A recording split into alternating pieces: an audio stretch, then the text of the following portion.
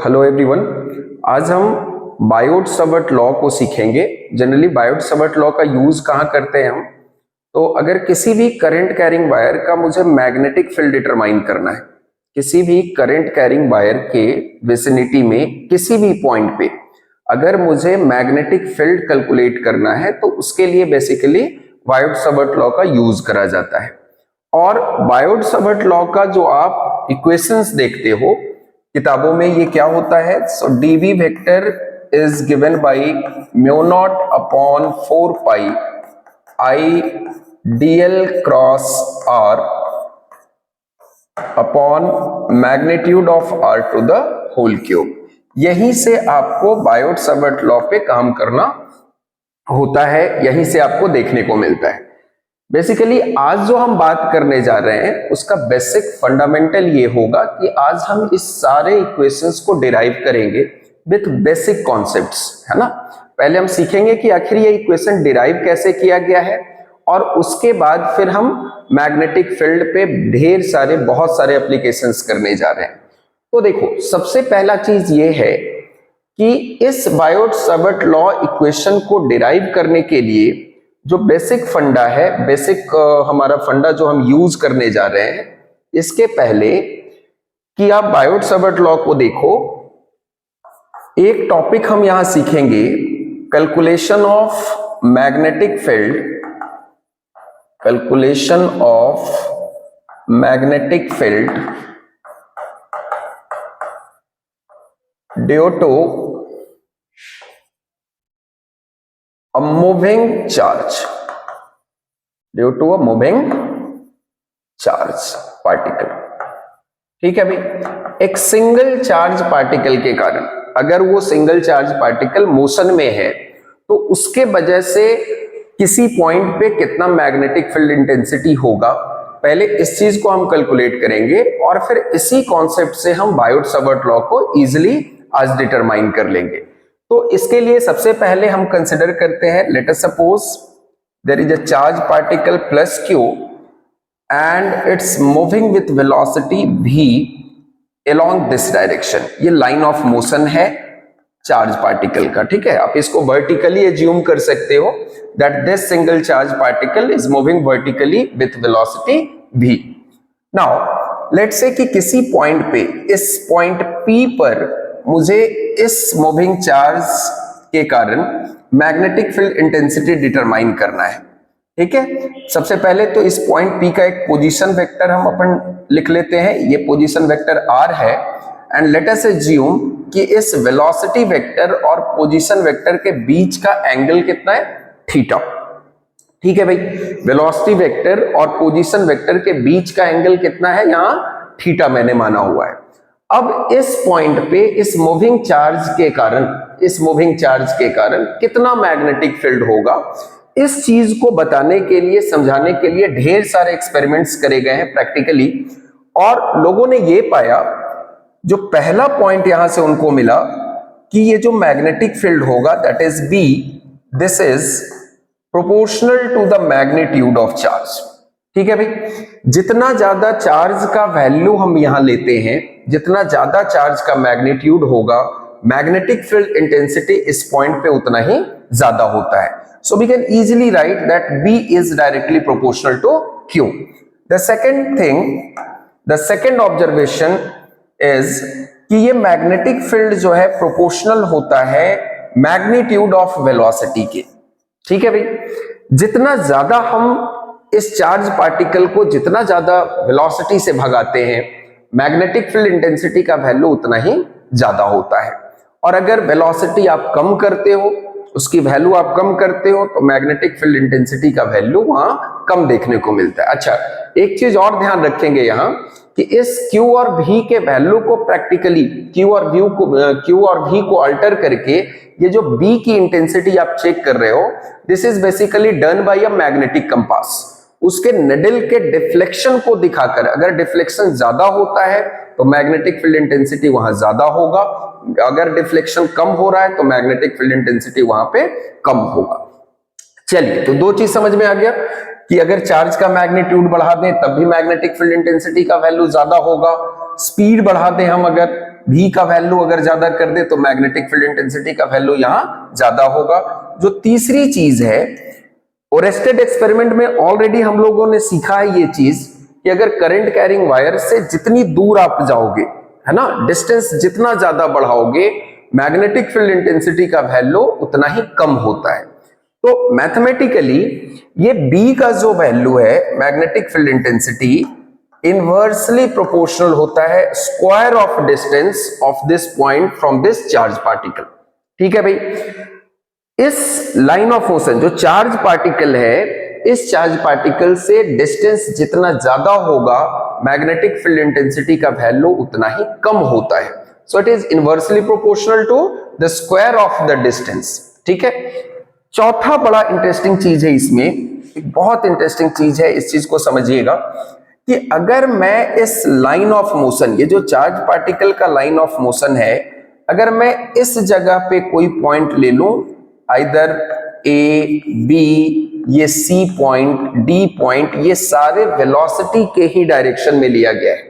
Charge particle का जो line of motion है उसी लाइन पे ये सारे पॉइंट्स अगर मैं रख दूं और इस जगह पे मैग्नेटिक कंपास को रखो, वहां पे नल डिफ्लेक्शन मुझे मिलता है। अब नल डिफ्लेक्शन क्यों मिलेगा? क्योंकि इन पॉइंट्स पे मैग्नेटिक फील्ड इंटेंसिटी की वैल्यू कितनी है? 0 है। बात आ रही है समझ में? अगर लाइन ऑफ मोशन पे मैं कोई भी पॉइंट कंसिडर करूं और उस जगह मैग्नेटिक फील्ड इंटेंसिटी को मैं ऑब्जर्व करूं, तो उस जगह पे मैग्नेटिक फील्ड इंटेंसिटी हमेशा 0 होगा। अब जरा सोचो कि अगर मैं ये डी पॉइंट रखूं तो पोजीशन वेक्टर किधर होगा?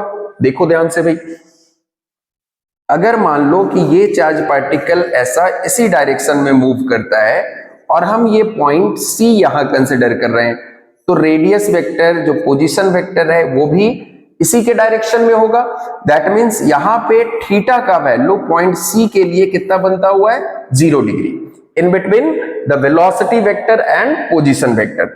हाउएवर अगर मैं यहां पे कोई एक पॉइंट कंसिडर करूं इस जगह पे, तो यहां पे वेलोसिटी वेक्टर ये है और पोजीशन वेक्टर यहां होगा, तो यहां पे एंगल जो होगा दिस वुड बी 180 डिग्री। तो थीटा पॉइंट ए के लिए भी यहां वैल्यू मुझे जो एंगल मिलेगा दैट विल बी 180 डिग्री, और इन दोनों ही पॉइंट पे मैग्नेटिक फील्ड इंटेंसिटी की वैल्यू कितनी होती है? 0 होती है। तीसरी चीज कि अगर इस वेलोसिटी का ये जो लाइन ऑफ मोशन है, अगर इसके परपेंडिकुलर मैं कोई पॉइंट यहां कंसिडर कर लूं, लेट अस से पॉइंट एम, तो इसके लिए ये एंगल जो होगा पोजीशन वेक्टर और वेलोसिटी वेक्टर के बीच this would be 90 degree, and for this point M this theta is 90 degree, और इसके लिए डिफ्लेक्शन मुझे मैक्सिमम मिलता है। इन दोनों पॉइंट्स के लिए जहां पे एंगल कितना बन रहा है वेलोसिटी वेक्टर और पोजीशन वेक्टर के बीच, आइदर 0 डिग्री 180 डिग्री, इसके लिए तो मैग्नेटिक फील्ड इंटेंसिटी 0 होता है। जबकि जब हम ऐसा कोई पॉइंट चूज करें जिसके लिए पोजीशन वेक्टर और वेलोसिटी वेक्टर परपेंडिकुलर हो, एंगल 90 बने, वहां पे मैग्नेटिक फील्ड इंटेंसिटी का वैल्यू मैक्सिमम मिलेगा। अब यहां से एक बात मुझे समझ में आती है कि सोचो trigonometric function sine, cos, tan जो आप चूज करते हो, उसमें कौन सा ऐसा ट्रिग्नोमेट्रिक आइडेंटिटी है जहां पे अगर थीटा का वैल्यू मैं 0 या फिर 180 रखूं तो वैल्यू 0 आएगा, और जब मैं 90 डिग्री रखता हूं थीटा का वैल्यू तो वहां पे उस आइडेंटिटी का वैल्यू मैक्सिमम आता है? Obviously sine theta. हम जानते हैं कि अगर यहाँ पे साइन 0 का वैल्यू रखोगे कितना होता है भाई? 0, और साइन 180 का वैल्यू अगर हम रखें तो कितना आ जाता है? अगेन 0। जबकि साइन 90 अगर वैल्यू में रखूं तो यहां पे ये मैक्सिमम वैल्यू आता है दैट इज इक्वल टू +1। इसका मतलब एक चीज ये हुआ कि सिर्फ ये मैग्नेटिक फील्ड इंटेंसिटी, चार्ज का मैग्नीट्यूड, स्पीड या फिर स्क्वायर ऑफ द डिस्टेंस इस पे डिपेंड नहीं करता है, वो इस बात पे भी डिपेंड करेगा कि पोजीशन वेक्टर और वेलोसिटी वेक्टर के बीच का एंगल कितना है। दैट मींस थीटा पे, या हम कह सकते हैं कि मैग्नेटिक फील्ड इंटेंसिटी का value sine of angle in between the position vector and velocity vector, इन दोनों पे भी डिपेंड करता है। बात आ रही है समझ में? अब इन चारों इक्वेशन को अगर एक लाइन में हम पिरो दें तो हम बता सकते हैं that this B is proportional to Q V upon R square into sine theta. ठीक है भाई, एक लाइन में मैं ऐसा लिख सकता हूं। अगर प्रोपोर्शनैलिटी का साइन यहां से आप हटाते हो, इक्वल टू में कन्वर्ट करोगे, तो एक कांस्टेंट हम यहां पे चूज करेंगे और उस कांस्टेंट को अभी के लिए मैं K कह देता हूं आपको, K क्यूब ही upon R square into sine theta. Basically practically जब ये वैल्यू K का हम निकालते हैं, डिटरमाइन करते हैं, so this is equal to mu not upon 4 pi, और इसका एक वैल्यू जो मिलता है मुझे, this is equal to 10 to the power -7। अभी हम यूनिट का जिक्र यहां नहीं कर रहे हैं, पहले तो हम न्यूमेरिकल कांस्टेंट, न्यूमेरिकल वैल्यू को लेकर के काम करेंगे एंड आफ्टर दैट हम लोग देखेंगे कि इसका यूनिट कितना होगा। तो यहां से जो एक वैल्यू मुझे मिल गया, एक दिखता हुआ है इक्वेशन मैग्नेटिक फील्ड इंटेंसिटी का, this is found to be mu not upon 4 pi, है ना। K के जगह पे आप इस वैल्यू को प्लेस कर दीजिए, Q, दिस इज क्यू भी upon R square into sine theta. ठीक है भाई, बट जब आप इस इक्वेशन को देखते हो तो मुझे मैग्नेटिक फील्ड इंटेंसिटी का मैग्नीट्यूड तो पता चल रहा है, लेकिन यहां से मैग्नेटिक फील्ड वेक्टर फॉर्म में नहीं है। ये इक्वेशन हमारा स्केलर फॉर्म में यहां से मिल जाता है। This is the scalar form of magnetic field intensity due to that moving charge. मैं चाहता हूं इस इक्वेशन में वैल्यू के साथ साथ इसका मैग्नीट्यूड, जो मैग्नेटिक फील्ड इंटेंसिटी है, उसके साथ साथ मुझे डायरेक्शन भी दिखे कि मैग्नेटिक फील्ड का डायरेक्शन किधर होगा। अब उसके लिए इस इक्वेशन को मुझे वेक्टर फॉर्म में लाने की जरूरत है, वेक्टर फॉर्म में मॉडिफाई करने की जरूरत है। अब इसके लिए मैं क्या करूंगा, एक सिंपल जो आप रूल जानते हो, cross product of two vector, that is A cross B is equal to magnitude of A magnitude of B into sine of angle in between the two vectors and this n cap। ठीक है ना। ये n cap क्या होता है, क्या दिखाता है भाई? n cap vector is perpendicular to the plane of vector A and vector B। मतलब ये n cap जो है, this will give you the direction of vector A cross vector B, और ये A के भी परपेंडिकुलर है and it is also perpendicular to vector B, that is it is perpendicular to the plane of vector A and vector B।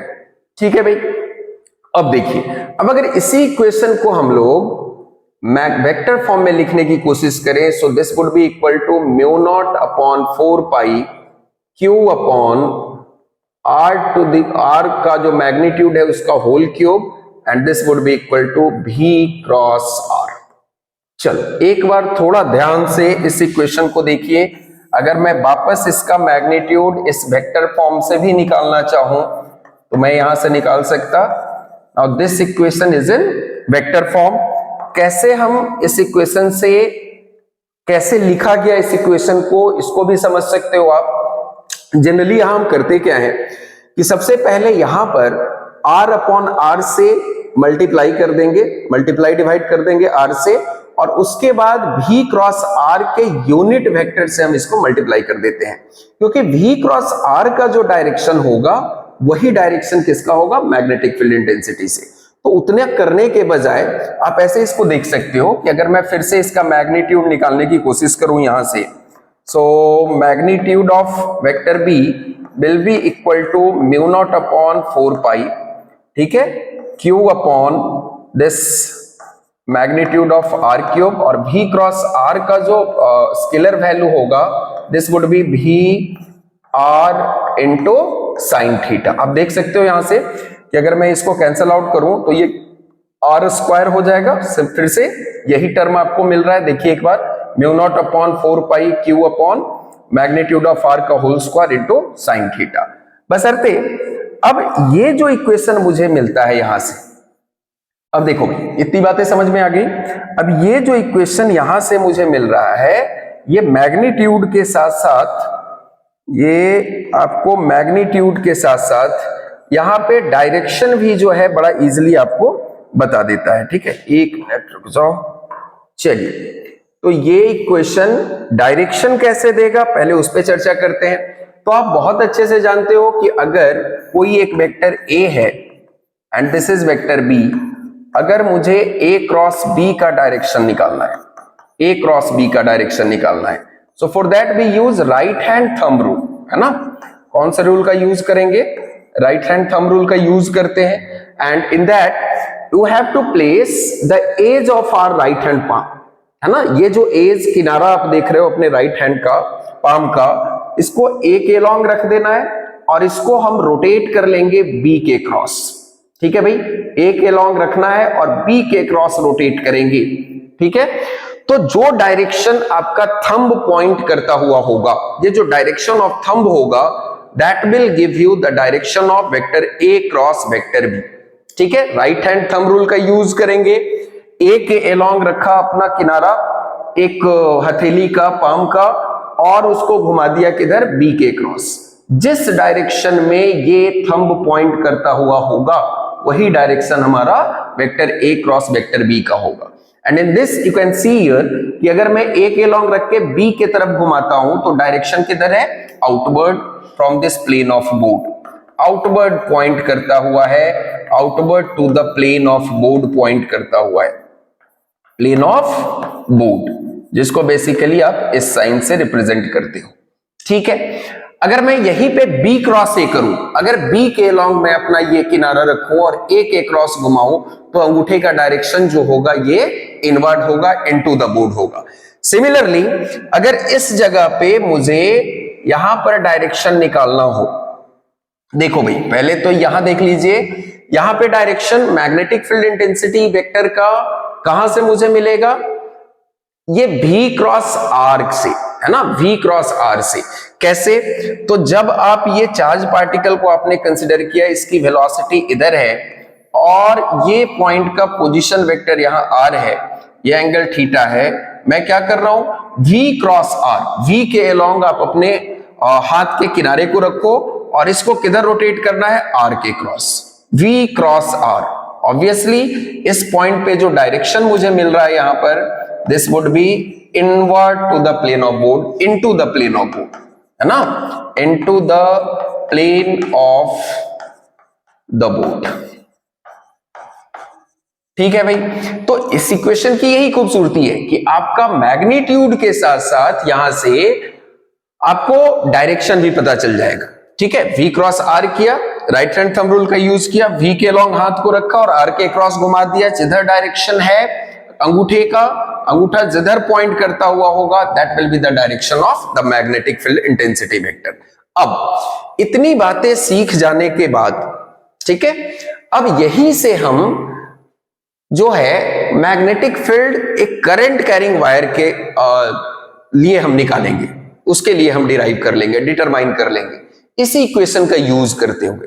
ठीक है, अब उसका guiding theory क्या है, एक तरह से आप समझ सकते हो गाइडिंग कॉन्सेप्ट क्या है, कि एक सिंगल चार्ज पॉइंट चार्ज जब आप कंसिडर करते हो और उसके वजह से मैग्नेटिक फील्ड इंटेंसिटी अगर आपको मिल जाता है, तो करंट कैरिंग वायर में एक ढेर सारे stream of free moving electrons है, वहां भी ढेर सारे मूविंग चार्जेस हैं, और यहां पे सिंगल पॉइंट चार्ज ना हो करके उन ढेर सारे चार्जेस के कारण आपने बस मैग्नेटिक फील्ड निकाल लेने हैं।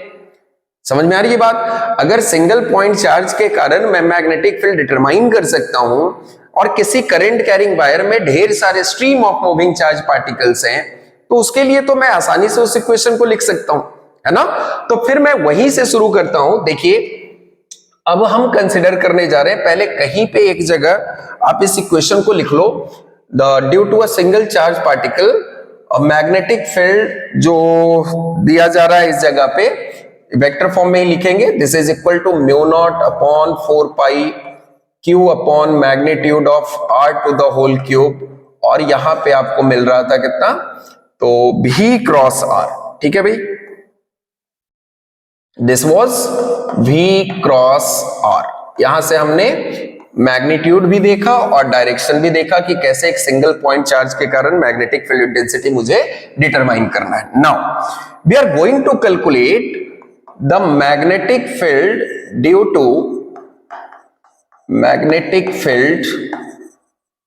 to a current carrying wire।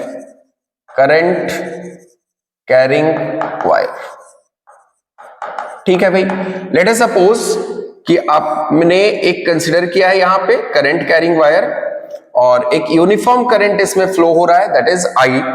The cross sectional area of this wire is a. ठीक है भाई, ये जो क्रॉस सेक्शनल एरिया है वायर का, नॉर्मल एरिया है करंट फ्लोइंग डायरेक्शन का कंडक्टर का, दैट इज ए। और इस जगह पे सबसे पहले हम एक एलिमेंट्री लेंथ कंसिडर करेंगे इस वायर का। ठीक है, अब यहां से थोड़ा ध्यान देने की जरूरत है। यहां पे एक एलिमेंट्री लेंथ हम लोग कंसिडर कर रहे हैं, दिस डीएल, और इस लेंथ को अपन वेक्टर फॉर्म में कंसिडर करेंगे। अभी तक जो लेंथ आप पढ़ रखा है आपने, जनरली उसको स्केलर आप समझ के चलते हो, लेकिन यहां पे इस लेंथ को हम वेक्टर फॉर्म की तरह ट्रीट करने वाले हैं। क्यों ट्रीट करते हैं, थोड़ा सा इसको समझ लो आप कि बेसिकली अगर ये पूरा करंट कैरिंग वायर, ये पूरा वायर को अगर आप देखो तो इसका डायरेक्शन स्पेसिफिक नहीं हो सकता, लेकिन जब मैं एक एलिमेंट्री लेंथ कंसिडर करता हूं, एक छोटा सा लेंथ कंसिडर करता हूं, उसको स्ट्रेट माना जा सकता है और उसका एक स्पेसिफिक डायरेक्शन होगा। दैट्स वाई यहां पे हम डीएल लेंथ को एक वेक्टर की तरह ट्रीट कर सकते हैं। नाउ इस डीएल लेंथ में या इस पूरे वायर में आई करंट फ्लो हो रहा है और इस डीएल लेंथ के कारण मुझे किसी पॉइंट पे, फिर से इस जगह पे magnetic field intensity vector determine करने हैं, इसी पॉइंट पी पे करने हैं। लेट अस सपोज कि इसका पोजीशन वेक्टर इस पॉइंट पी का इस डीएल लेंथ से कितना है भाई, सो आर। और इस डीएल लेंथ, एक चीज और ध्यान देंगे कि जो डीएल आपने वेक्टर फॉर्म में इसको कंसिडर करा है, इसका डायरेक्शन हमेशा आप करंट के डायरेक्शन में लोगे। ठीक है भाई, जिस डायरेक्शन में इस वायर में करंट फ्लो हो रहा है, उसी डायरेक्शन में हमने इस डीएल लेंथ का डायरेक्शन कंसिडर करना है, इस डीएल वेक्टर को लेना है। एंड यहां जो डीएल और आर के बीच एक एंगल बनता हुआ दिख रहा है, late us suppose this angle is theta. Now अब क्या होगा कि सबसे पहले मैंने आपको क्या बताया था वहां कि एक सिंगल पॉइंट चार्ज के कारण आपने मैग्नेटिक फील्ड कैलकुलेट कर लिया। अब इस डीएल लेंथ के कारण मुझे निकालना है, तो इस डीएल लेंथ में, इस डीएल लेंथ का जो वॉल्यूम होगा, इस वॉल्यूम में चार्ज कितना है पहले उसको हम डिटरमाइन करेंगे। तो देखो कि लेट अस सपोज कि n is the number of electrons per unit volume of this wire.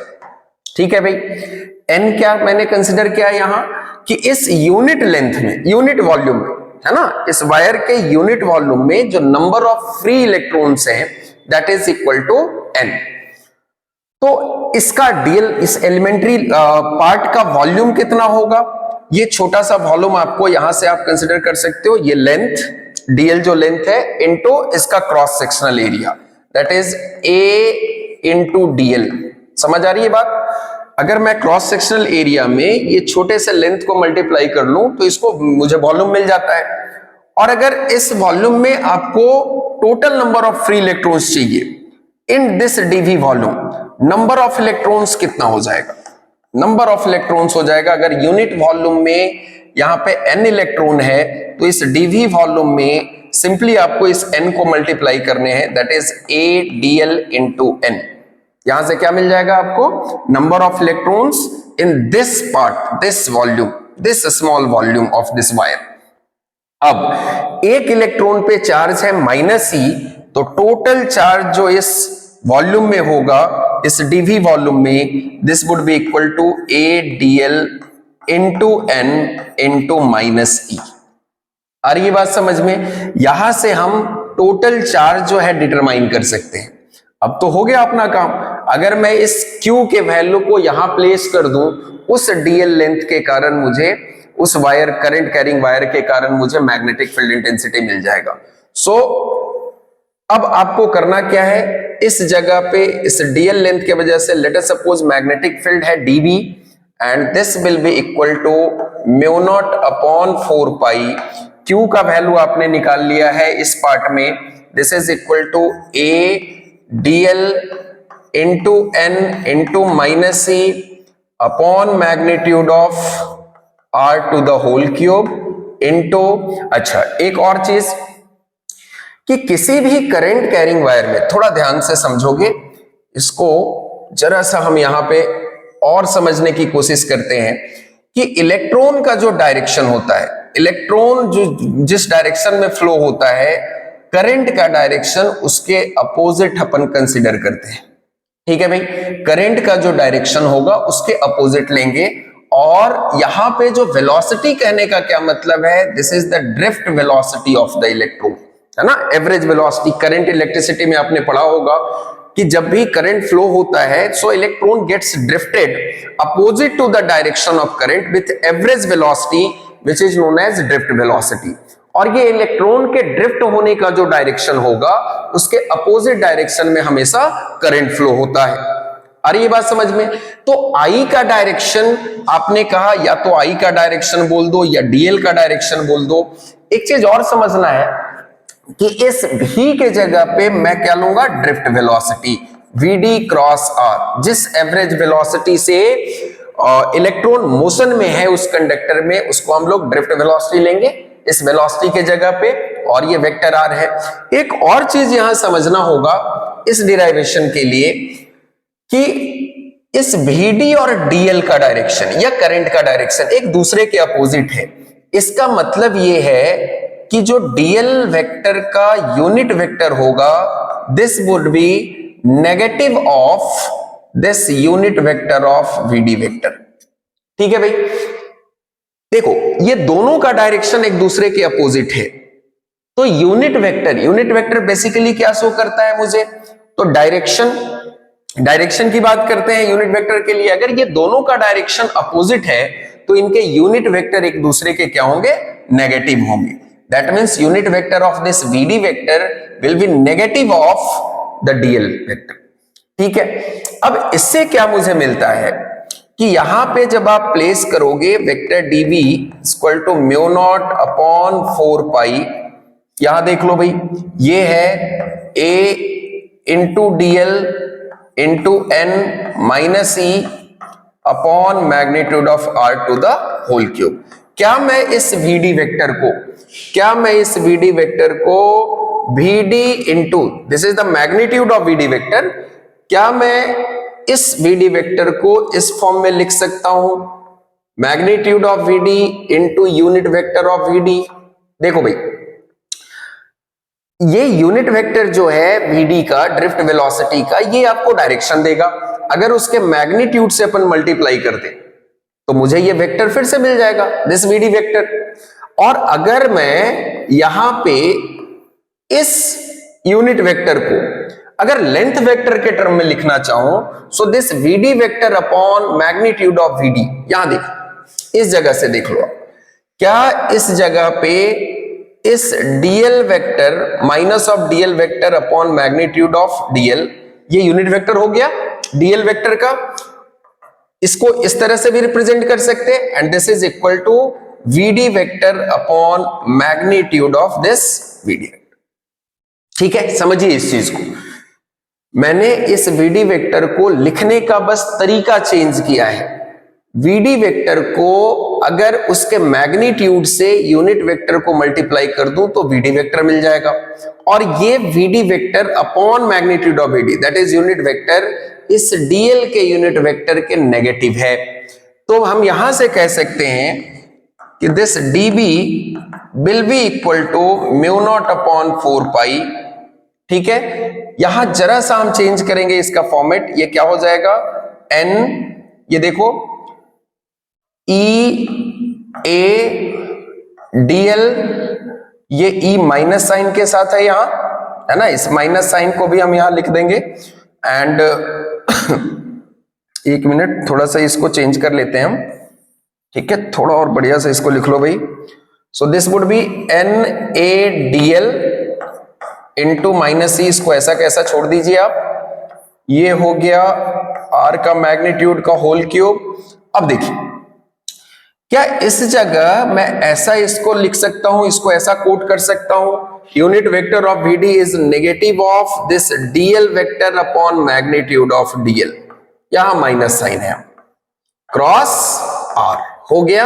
देखो इस DL के मैग्नीट्यूड से DL तो कैंसिल हो जाएगा, minus minus sign will be plus, तो यहां से जो वैल्यू मुझे मिल रहा है इसको एक अरेंज कर लीजिए ऑर्डर में, और इस जगह पे dB का जो वैल्यू हो जाएगा वो मुझे मिल जाता है म्यू नॉट अपॉन 4 पाई, इस VD को NEA के साथ लिखिए, तो NEA VD and here it's having DL cross R, ठीक है भाई, और magnitude of R to the whole cube. और करंट इलेक्ट्रिसिटी चैप्टर में आपने अच्छे से पढ़ा हुआ है कि ड्रिफ्ट स्पीड के फॉर्म में अगर मुझे करंट को लिखना है so I will be equal to NEA VD, है ना, NEA VD, यही हमारा करंट का रिलेशन होता है ड्रिफ्ट वेलोसिटी के साथ, ड्रिफ्ट स्पीड के साथ। और अगर NEA VD के जगह हम यहां पर प्लेस कर दें म्यू नॉट अपॉन 4 पाई, इसके लिए आप I यहां कोट कर सकते हो, I upon magnitude of R to the whole cube, और ये होगा DL क्रॉस R। बात आ रही है समझ में? तो यहां से मुझे द फेमस बायोट-सावर्ट लॉ का डिराइवेशन पता चल जाता है। अब मैं इसको एक बार फिर से आपको समझाता हूं, ध्यान से समझना। हमने ऑलरेडी यहां से इस जगह से हमने ऑलरेडी एक सिंगल मूविंग चार्ज के कारण मैग्नेटिक फील्ड इंटेंसिटी डिटरमाइन कर लिया। अब हमारा गाइडिंग थ्योरी क्या है, गाइडिंग कॉन्सेप्ट क्या है कि अगर आप एक सिंगल पॉइंट चार्ज के कारण कहीं पे मैग्नेटिक फील्ड इंटेंसिटी कैलकुलेट कर सकते हैं, तो करंट कैरिंग वायर में है क्या, stream of moving electrons, stream of free electrons है। अगर एक इलेक्ट्रॉन के कारण निकाल सकते तो वो सारे इलेक्ट्रॉन्स के कारण अगर मैं चार्ज टोटल डिटरमाइन कर लूं, टोटल चार्ज डिटरमाइन कर लूं किसी DL लेंथ में, और उस Q का वैल्यू यहां मैं प्लेस कर देता हूं, तो वहां से मैग्नेटिक फील्ड उस करंट कैरिंग वायर के उस एलिमेंट के लिए निकाला जा सकता है। अब उसके लिए क्या था, पहले तो हमने यहां से DL जो पार्ट लिया है इस करंट कैरिंग कंडक्टर का, उसका वॉल्यूम ले लिया। N क्या था हमारा, number of electrons unit volume में, तो अगर ये वॉल्यूम मिल गया आपको, N से मल्टीप्लाई कर दो, टोटल नंबर ऑफ इलेक्ट्रॉन्स मिल गए। एक इलेक्ट्रॉन पे चार्ज आप माइनस ही लेते हो, तो इस टोटल फ्री इलेक्ट्रॉन्स जो है उसका चार्ज कितना हो जाएगा, ADL that is volume into N number of electrons per unit volume into charge on a single electron that is -C। तो यहां से Q का वैल्यू आपने डिटरमाइन कर लिया। उसके बाद आप इस Q का वैल्यू इस जगह पे प्लेस कर दिया आपने।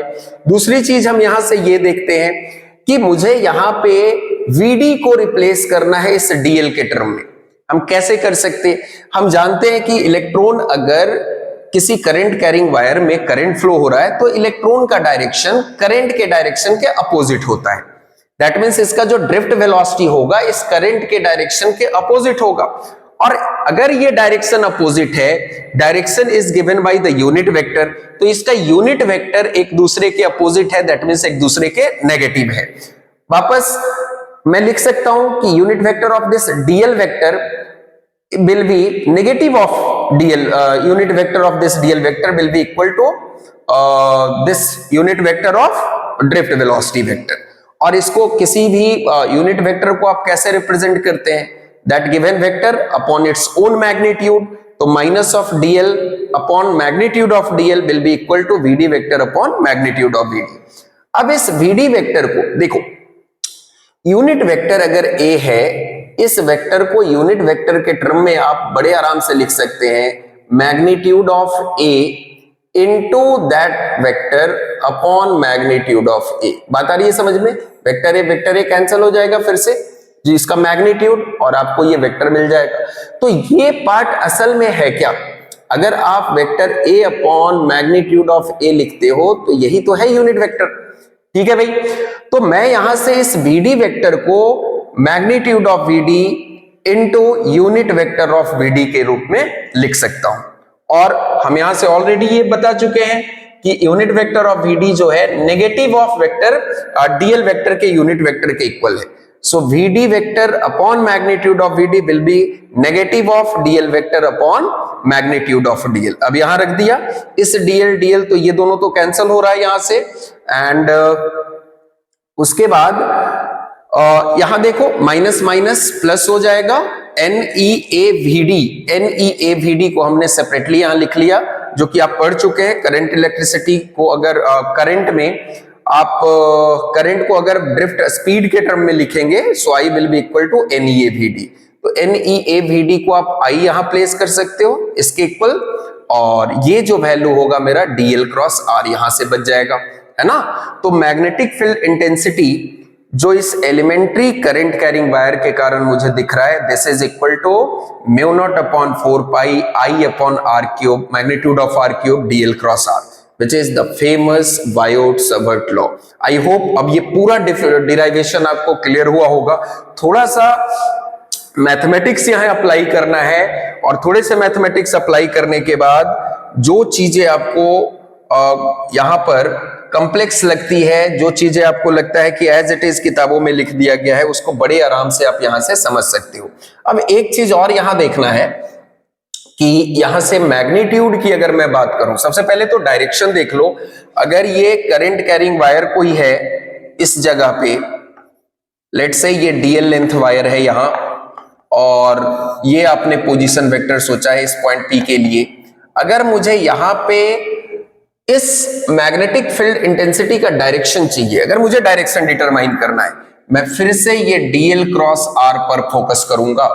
DL के अलोंग, करंट के अलोंग, DL के अलोंग, क्योंकि DL का डायरेक्शन करंट के डायरेक्शन में लेते हैं, तो DL के तरफ आप अपना हथेली का किनारा रखिए और इसको R के क्रॉस घुमा दीजिए।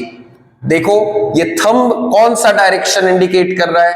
Obviously this is into the plane of the board, that is negative sign होगा। नेगेटिव नहीं, क्रॉस साइन हम लेते हैं यहां पे, ठीक है। क्रॉस साइन बेसिकली क्या रिप्रेजेंट कर रहा है बच्चा? Invert to the plane of board, that means magnetic field का डायरेक्शन इनटू द बोर्ड है।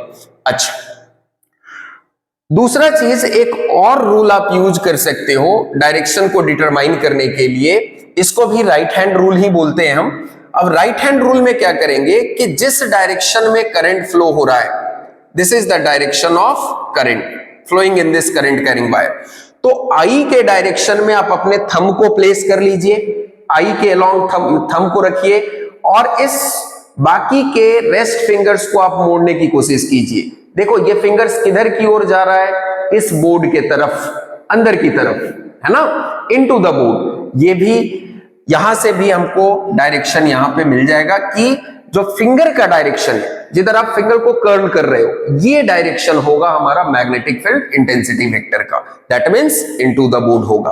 तो यहां से दोनों रूल आप यूज कर सकते हैं। दूसरी बात ये कि अगर मुझे यहां से मैग्नीट्यूड चाहिए, इट्स मैग्नेटिक फील्ड इंटेंसिटी का मैग्नीट्यूड चाहिए, so this will be equal to mu not upon 4 pi I upon magnitude of R to the whole cube. ये हमारा A क्रॉस B का वैल्यू आप जानते हैं, स्केलर वैल्यू कितना होगा? Magnitude of DL into R into sine theta, और यहां से एक R को R क्यूब से एक R अगर गया तो यहां कितना बच जाएगा भाई?